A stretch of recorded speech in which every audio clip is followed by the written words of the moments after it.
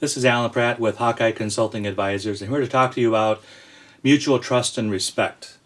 Now, the idea comes from a concept I learned several years ago having to do with industrial relations. So I worked for a company in rural Illinois that was in jeopardy, I should say, for a labor union vote. The two brothers that owned the company really weren't paying attention to their industrial relations.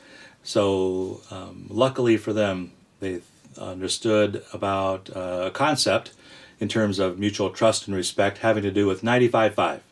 The idea is that 95% of the organization, the employees in the organization, and I would argue any organization, 95% of the employees are there to do good work. If they have the right skills, the right talents, the right training, the right supervision, the right management, they'll do good work. And the 5% of the rest of the organization, they're not there for the same purpose. If they can get away with something, they probably will. And it's interesting if you reflect on your own organization in that context of 95-5, you'll probably find that most of the work rules are written for the 5%. Most of the difficulty that you might have is dealing with the 5%. And my suggestion to you is to stop. Forget about the 5%. Manage to the 95%.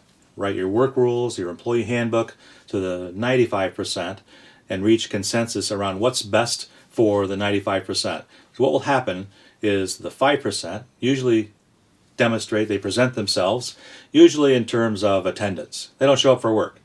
And having a progressive discipline policy in place where basically 3 strikes and you're out. If you don't show up for a scheduled work assignment, then that's the first strike, second, third, and then they go away. Because what you'll find in organizations that don't deal with industrial relations very well is that the 95% are looking at the 5% saying, what does it take to get fired around here if they get away with it? So take action right now to adopt a 95-5 philosophy. I worked with a company where we had one of our key managers who was always very critical. He was complaining about the rest of the organization and one department in particular. He was trying to be funny, but it wasn't. And so he didn't belong in the organization. So it doesn't matter where in the organization this 5% exhibits itself. It's up to the leader of the organization, the entrepreneur, the owner, the CEO, the president, to deal with that issue. Don't wait. If you've got this issue in your company, act now. This has been Alan Pratt, Hawkeye Consulting Advisors. We turn problems into profits.